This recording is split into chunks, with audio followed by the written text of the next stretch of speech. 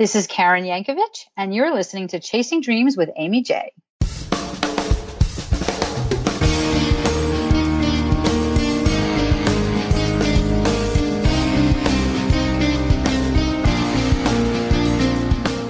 Welcome to Chasing Dreams podcast with Amy J. Amy believes that realizing a life without regrets is achieved by taking chances, chasing your dreams, making moves, and overcoming your doubts. The Chasing Dreams podcast will help you overcome life's obstacles, believe in your potential, and inspire you to face your fears. And now here's the woman who is passionately pursuing her dreams, Amy J. Hey Dream Chasers, this is Amy J, and you are listening to episode 114 of Chasing Dreams. I have a special episode for you guys. A good friend is now here. Her name is Karen Yankovich. She is the president of Uplevel Media, a social media marketing agency delivering profitable, cutting-edge digital strategies. Karen is an internationally recognized LinkedIn evangelist and social media consultant who is an expert at helping businesses use LinkedIn and a range of other social spaces profitably. Her newest venture, Get Seen, Be Heard, provides social media and do-it-yourself PR training to thousands of members. A popular trainer and international speaker, Karen's social media advice and expertise can be found in guest contributions on dailyworth.com, Huffington Post, Social Media Examiner, and Career Talk Radio on SiriusXM. And she is soon going to be launching her own podcast, and I'm going to call her a podcaster, even though it hasn't launched officially just yet because she's got two in the can, so that's essentially there. Karen, welcome to the show. I'm so excited to be here, Amy. Thanks so much for having me. Now, you're old hat at doing interviews, I'm sure, but are you old hat at doing interviews as a podcaster? Well, I'm old hat to being on this side of the interview. and I have done quite a few interviews as the interviewer as well. So I am owning that you're calling me a podcaster because I am so excited to be rolling into that world. So yeah, it's really exciting for me to be on your side of the microphone officially and consistently. So let's kind of put it out there. When are you thinking of launching? Oh, I think it'll be soon. Like it'll definitely be in October, hopefully earlier rather than later. I've got a couple episodes already recorded. I've got time on my calendar blocked out to record another episode on Friday. And I want to get a couple episodes ahead. So my VA is I'm not torturing her. I like to kind of give her plenty of time. So, yeah, I'm hoping by this time next week that I've got 4 or 5 episodes recorded. And what's the name of the podcast so that people can start looking for it? Yeah, the name of the podcast is Good Girls Get Rich. Oh, I love it. Yeah, I love it. I'm so excited. Okay, so guys, if you're listening to this after, say, October 9th. October 15th. Oh, okay, October 15th. All right, October 9th. I'll own the October 9th. She's owned it. Check it out, okay? Go find the podcast. And we're going to get a link, and I'll update the show notes link with that podcast information as soon as it launches, guys. So definitely check that out on the show notes page. But Karen, you and I met at MAPCON because you're a podcaster. Because I'm a podcaster, and when I decide I want to do something new, I really want to do it right. And I want to kind of immerse myself in it. So I was really excited to be a part of MAPCON, to just start to get to know other podcasters. And oh my gosh, I learned so much at that conference that I think it saved me weeks or if not months, and certainly lots and lots of money, just the tips and tricks that I got around podcasting. It was awesome. Well, we met there, and really it's your own fault. Truly, I say that kindly, because you gave a talk on the Friday night, and I was just like listening, mesmerized, like, she is just, I see why you're a LinkedIn evangelist. Yeah. I didn't know that was a thing, but you are. It is. It's a thing. It's a thing. Maybe I created it, but it's a thing. You are. I mean, you have linkeduprevolution.com, which is 21-day challenge. Yes. Yep. It's like a whole mini course. Guys, I can't recreate Karen's talk, but let me sum it up like this. She spoke upon the power of LinkedIn.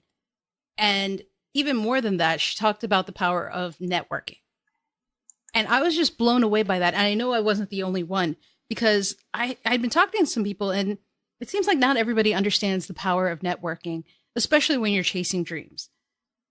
Do you agree? Is that something that is helpful when you're chasing dreams?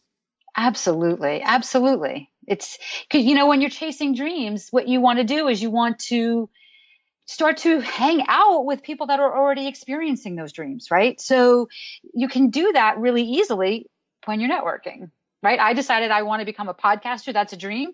So what do? I, find a way to network with other podcasters, and it helps that dream come true even more quickly.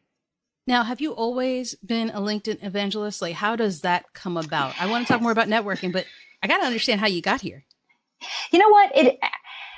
LinkedIn is really a tool, right? It's not really LinkedIn that does the work, but it's a tool that we can use to do that. What I have always been passionate about, which is what led to Good Girls Get Rich, is as a digital marketer, and I'm a digital marketer, you're a digital marketer, we're all digital marketers if we have a Facebook page or a website, or you're using a digital medium, podcasting, so you're a digital marketer. So as a digital marketer, I want you to step into that role as expert. I want you to, when you chase the dream, I don't want you to chase the dream and be hanging on the fringe of it, right? I want you to be right smack in the middle with, hanging out with the people that, you want to act as if you're peers with the most influential people in your industry. And LinkedIn allows you to do that. LinkedIn is where your digital brand online starts. So if somebody throws my name into a Google search, LinkedIn's going to come up. So it's where I can confidently and expertly kind of, shout from the rooftops that, I can help you do these things. And where that leads into Good Girls Get Rich is you have to do it in a way where you say, I'm awesome at this. Like, nobody wants to do business with somebody that says, I'm pretty good at this. I can handle this. You want to do business with the best, and probably you are the best in some aspect of what it is you do. So LinkedIn allows you to own that. And when you can own that, how good you are at something, that's where it becomes your career, right? That's where it becomes profitable for you. And that's where you can stay in your zone of genius and build out from there profitably. And how cool is that when you're doing what you love to do, what you're good at doing, and you're earning a living at that? That's the dream, right? It's like the trifecta. LinkedIn, exactly. And LinkedIn is the tool that I think is the place to start. So I teach social media in general, and I would never say this about Facebook or Twitter, as much as I love them. I don't ever say everybody needs to be on Facebook, but I do think if you're marketing in digitally, if you're a digital marketer, you need to be on LinkedIn. You at least have to have a really strong, confident presence. Now, when you say digital marketer, so when you say that, and those who should be on LinkedIn, do you mean the actor, the actress, the artist, creatives, or people who have a business? Is it only for businesses, or maybe that's a misconception? No, I think it's for anybody. I think it's for everybody that is a business professional. And it doesn't matter if you're a dancer or a stockbroker. Because even as a dancer, right, if you're looking to get hired, on the next gig, having a great LinkedIn profile, and granted, you're going to have this on your website as well, right? But having a great LinkedIn profile allows you to network with other people that might be able to include you in upcoming projects that they're doing. Because on LinkedIn, you've told them about all the experience that you have and all the awards that you've won. And hopefully other people that have worked with you maybe are leaving you recommendations on LinkedIn saying, Amy was such a pleasure to work with. She made our production so much better just by her presence, right? So you can create a brand there that when you do start to network with people that can further your career, it's going to make it easier for them to say yes to you because you've taken the time to make it easy for them. Have you always wanted to do this? Like when you were in high school, were you the person that just, knew people? No, I wasn't. Because you know what? Here's the thing. Like, I'm a lot older than you. And, I grew up in the 60s and 70s. And in the 60s and 70s, we were kind of taught that we weren't allowed to brag about ourselves, right? We were kind of like, listen, it was the women's revolution and women's lib and all that other stuff. So women were starting to come into their own. But yet we were still being taught differently by the actions of the people around us. So I kind of had to unlearn a lot of that stuff. And as I, matured and went through my own career and realized how, my background is in IT, right? So I was a project manager in IT consulting in a really male-driven industry. Very often I was the only woman in the room. So I knew that if I didn't walk into that room confidently, I was going to get my lunch eaten. So I had to learn how to be really confident in what I was doing at an early age so that I could continue, so I wouldn't get fired, so I could continue to build my career around that. And then I realized as time went on that it was kind of a unique trait that a lot of women didn't have that same ability to be confident. They knew they were good at it, but they couldn't portray that confidence. So I think that's where, the older I got, the more I owned it. Of course, I wish I had learned it earlier, but the older I got, the less I cared about what people thought about me. And I just kind of went out and did what I wanted to do. That's a impressive quality because not everyone has that. I mean, as you just said, for those who aren't good with it, right? Getting on LinkedIn is one thing. How would you help them? So let's say I'm not good at networking or just meeting people or going outside of my comfort zone, so to speak. What advice would you give to someone? You know what? The advice that I would give to someone is to really remember that whatever it is that you do, whatever it is that you're really good at, if you don't find a way to get your message out, there are a lot of people that are not going to benefit by that. So instead of you looking at it as, I need to sell or I need to get my name out and it's all about me, make it all about the people that you help. Because if you, like Amy, if you stopped this podcast tomorrow because you didn't have the confidence to keep it going, how many people would no longer be chasing their dreams, right? So I would say kind of flip it. Just don't think about it from the perspective of you. Think about it as, the loss to the universe if you're not really sharing your genius with the world. That's interesting. I know that sounds kind of like, artsy fartsy and pie in the sky, but I really believe that. I really believe that. And I just had that conversation with a client today who's struggling to earn enough money in what she's doing. And I said, you know what? Like, so many people are going to miss out if you can't find a way to make this work and you go back to the corporate world. Yeah. So it's interesting you say that because I do believe that as well. I think it's very important. I think self-confidence is one thing that is a huge obstacle for people who chase dreams. Self-confidence within themselves, within the dream that they have. And just sometimes we always go for that outside validation rather than just being happy and self-sufficient with what we have. I love how you said that, though. You said, you're doing a disservice to the world by preventing it and holding back your talents and your dream. And I love that. I think that's absolutely true. And I believe that's absolutely true for everyone, including those with world domination, even though I don't agree with it. You guys can hold off on those, okay? Pinky in the brain. Yeah. Yeah. I do know exactly what you mean. Yep. Right? But so when you had that conversation with the person you were just describing, how did they receive it? Did they automatically accept it? They did. Well, no, they understood it.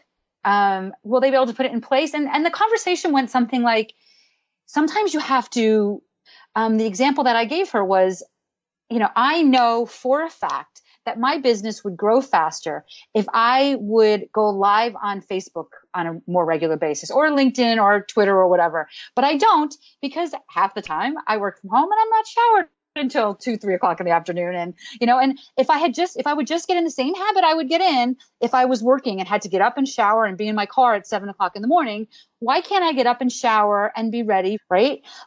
And when the time comes, if I don't do that, if I don't do the things that honor my dreams and, give that and get the confidence to do the same kinds of things for myself that I would do for an employer, why didn't I just do that when I had the opportunity to do it for myself?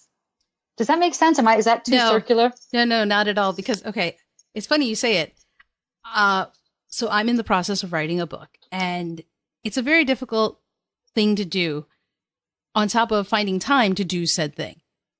And I was talking to some lovely people who are working on this with me, and we were talking about how we need to make time for ourselves to do that.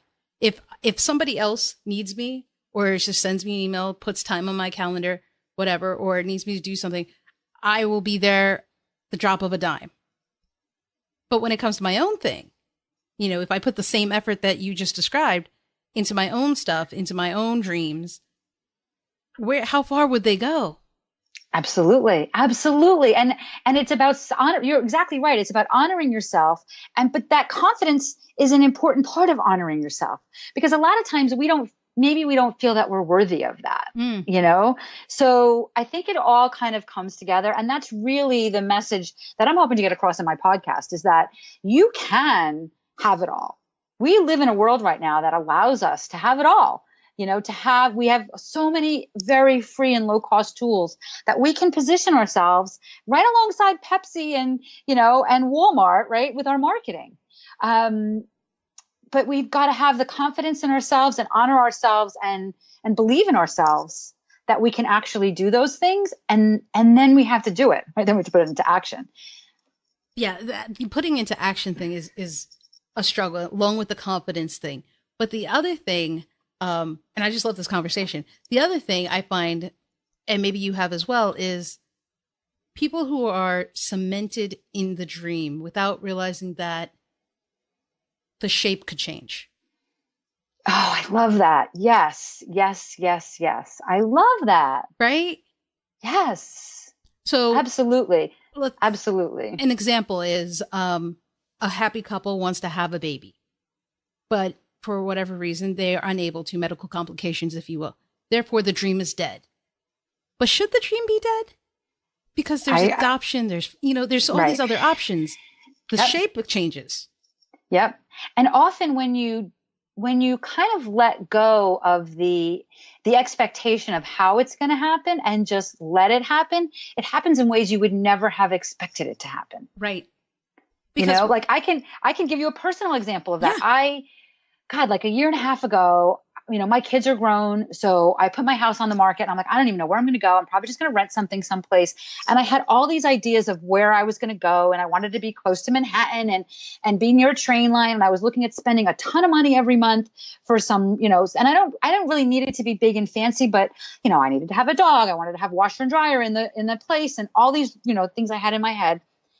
And out of nowhere, somebody I know said, would you be interested in, buying this house that she was selling? And I'm like, no, I'm not buying anything. I'm just going to rent, blah, blah, blah. Well, fast forward, I did buy that house. And if you had said to me 2 years ago that I would be living where I live now in the house that I live in, I never would have expected to do it. But at the end of the day, this solution, which is something I'd never thought of, is so much the right solution for me. And it was a configuration of circumstances that I would never have believed would have been, I would be happy with. But yet I walk around this house going, I love this place. And mainly I love it because as an entrepreneur, my overhead is so much lower than it would be if I lived in one of these cool places on the train line. Right. And one of my friends said to me, you know what, like you can hire a driver 10 times a month and spend less money than you would have spent doing what you're doing now. And I'm like, you're right. So it's just kind of taking out the how this is all going to happen and just letting it happen. I ended up in a much better situation than I ever dreamed I would end up in, than I would never have ever put in a plan in place to do.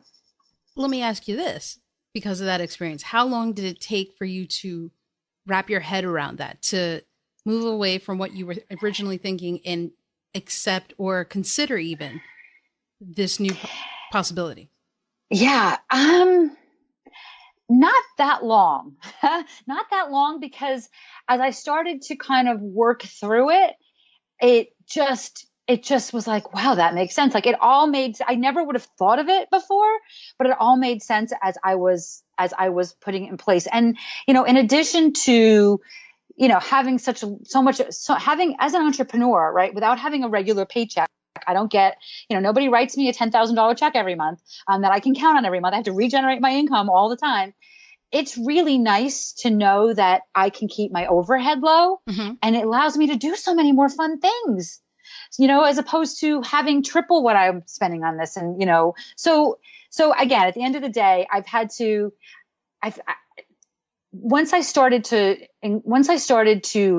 process like, well, then this would happen and that would happen. I was like, this might really work, So it didn't take me long to do it. But the point really is that I just never, I allowed myself to be open to the possibility of it. At first I was like, yeah, I'm not interested. And I called one of my friends as I left that conversation and I told her about it. And she's like, are you crazy? Of course you should do that. I was like, really? And then I started thinking about it and I'm like, all right, well, let's just take it down, let me go down that road a few more steps and see what happens. So, and let me just say something, that's not an easy thing to do. That just kind of, I fell into that. Right. But when you're talking about, making plans for your life, I'm a planner. I want to know what's going to happen next week and next month. Right. So it's easy for us to sit here and say, envision the outcome and don't worry about how it happens. It's easy for us to say that, but it's not so easy to do that. No, which is why when you said it didn't take too long, I was like, wow, that's impressive, because sometimes we fight against it so much and for so long that it's like you forget about that it was an option, and it's like, I'm not getting my dream, but here's that possibility, but I just don't want to acknowledge it or accept it or, be right. it. Yeah. And that's absolutely. It's not easy though. People, I think, have to, each person is their own person, and to wrap their head around it, each one's different. Yeah. Yep. Absolutely. And some of that too, I mean, back to the C word, the confidence word, that too takes a little bit of confidence, right? Confidence that, or belief that it will happen, right? You have to have some confidence that it will happen, and confidence that you've set down the parameters to kind of allow it to happen. Now, we keep talking confidence, and we talked about how it's not easy to have or to build. And I'm wondering, what's the shortcut for that? I mean, have you come across one, or have any things that work for others? Yeah, no, I wish I could say yes. I will say that a lot of times it sometimes has to come from other people, like it sometimes has to come, from somebody like somebody like me saying, all right, well, can you go tell me a little bit more about how good you are at this, right? Like, tell me about how expert it is.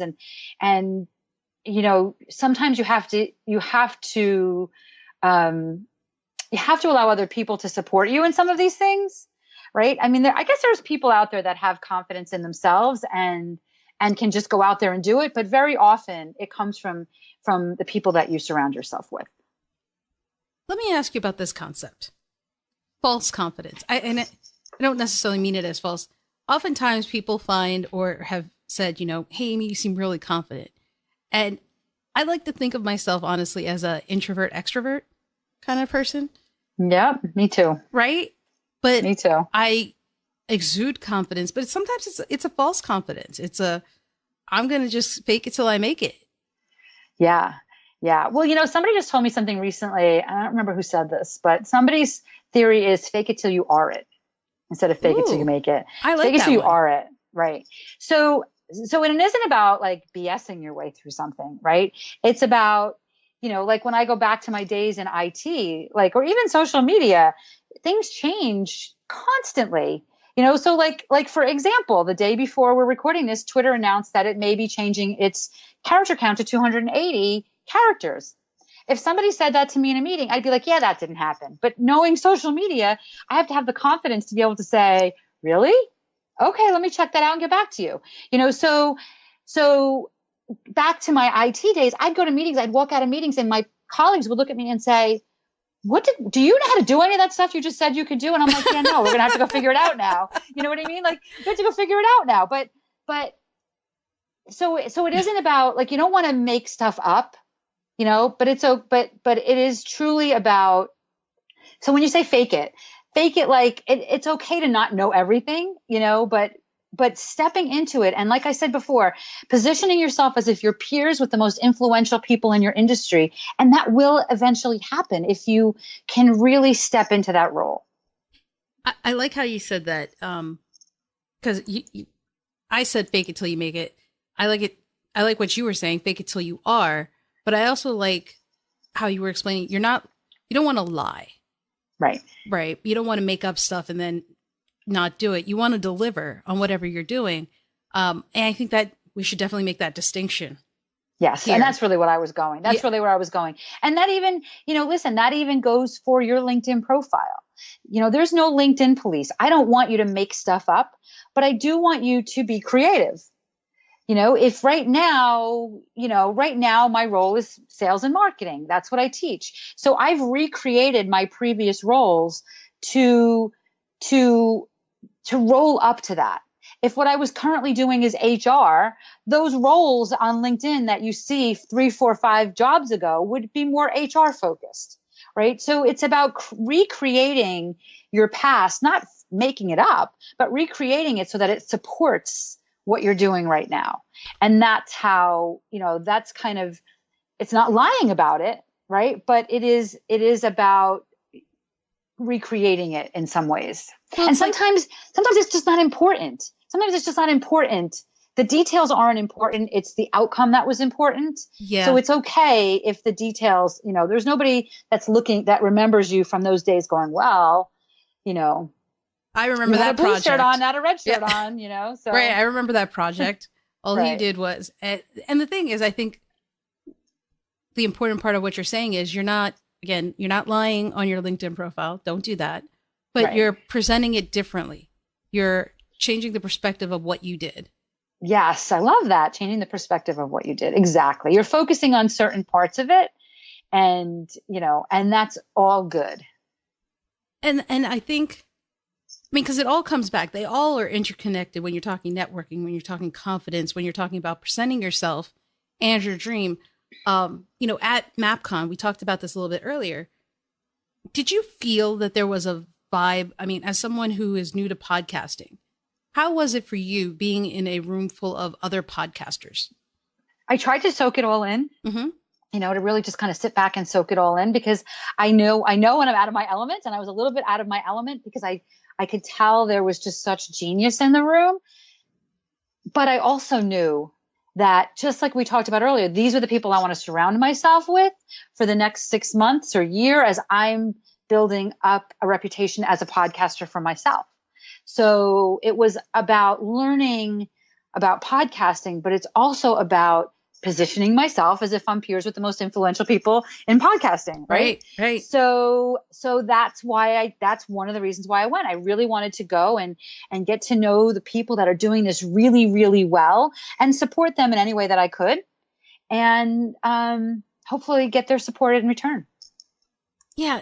I just feel like that when you're in a room with other people, like you said, other influencers, and you're there's some vibe in the air. And maybe it's just the places I've been. I just feel like there's a vibe of possibility, of positivity, of, hey, even if you don't know how to do it, we'll all work with you to figure it out. Yep. Right? It takes Absolutely. a village. And there was such great support for the new podcasters in the room. Like all the veteran podcasters were so supportive and in tune with and helpful to us newbies, which was awesome. Yeah, and I think that's the thing with people who are chasing dreams, and how you were saying, surround yourself with those influencers, because those are the kinds of people you want to help you. Yep. And you may not know how they'll help you. I mean, that seems to be the thing about networking. I'm not meeting people to use them. Right? Absolutely. I love that. Right. I'm not trying to use you. I think we honestly became friends, and we're still getting to know each other, but I'm not going in and say, Karen, how can she help me with my dream? Karen, what can I get from her? That's not genuine, first of all, but I think that the world is small. Yeah. And that's true networking, Amy, because true networking is, get to know each other, see how you can support each other. And maybe, I can support you for a whole year before you come up with something that can support me. Or maybe you never come up with something that supports me, but you're going to support somebody else and, pay it forward kind of thing. Right. That's what true networking is. It's about just really getting to know people, not for what they can do for me, but how they can further your business. And it could be just introductions to people, anything. I mean, there's so many good reasons to further your business connections. Hence why I love LinkedIn.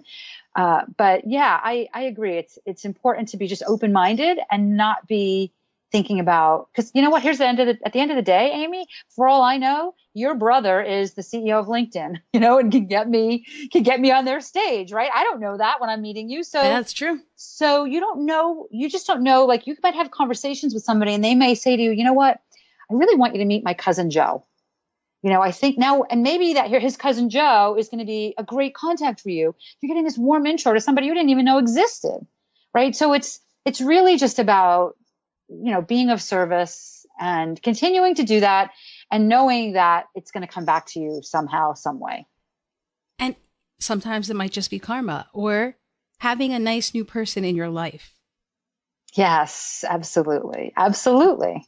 So Karen, absolutely. You have taken these values and you're sharing it with people. You're sharing it like you are on the show. Aside from the fact that, it's a great thing, and now you're doing your podcast to kind of continue sharing it, what else can we expect?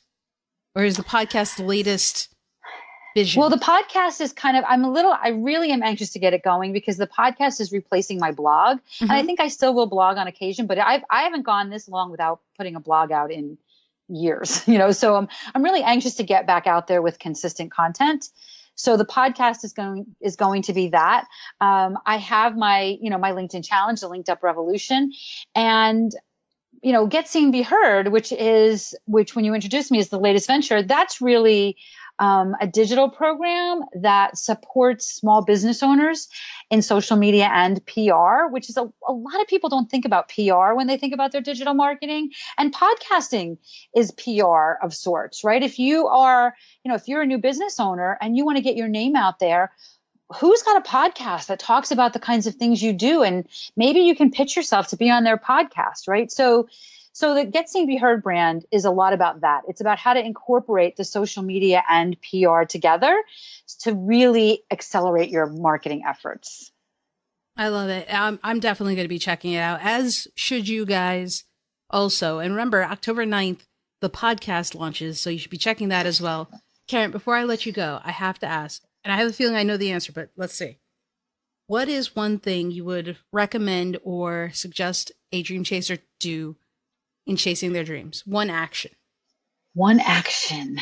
You know what? I would say, maybe this isn't one action. This might be 10 actions, but call 10 people.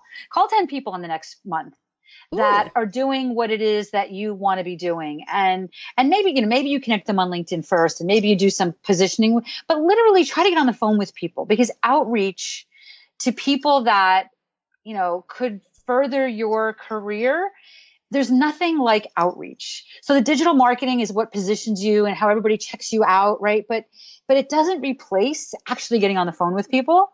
So I would say, understand that I don't want you to hide behind your computer, that I still want you to do some outreach. That's interesting. That's like an old school method, actually picking up a phone. I know, right? Hashtag pick up the phone. Then we can blend the old school and new school. How's that? I like it. See, this is why you do what you do. Karen, thank you so much for coming on the show and just sharing all your wisdom. Oh, this was so much fun, Amy. Thank you so much for having me. Hey, Dream Chasers, that was Karen Yankovich. How much fun was that conversation? We had such a blast recording it. She's a wonderful person, and be sure to check out her podcast. You can find the link to that as well as more about Karen over on the show notes page at chasingdreamshq.com/episode 114. That's episode 114. Okay? And until next time, Dream Chasers, keep chasing. Thank you so much for listening to Chasing Dreams. Amy would love to connect with you and hear all about your pursuit of chasing your dreams. Connect with her on Facebook, Twitter, or Instagram via @ChasingDreamsHQ. Or you can find Amy on Twitter @AmyJ21. That's AIMEEJ21. Be sure to visit headquarters over at ChasingDreamsHQ.com for more inspiration, motivation, and resources to help with your own dream chase. We hope you'll join Amy next week, and until then, keep chasing.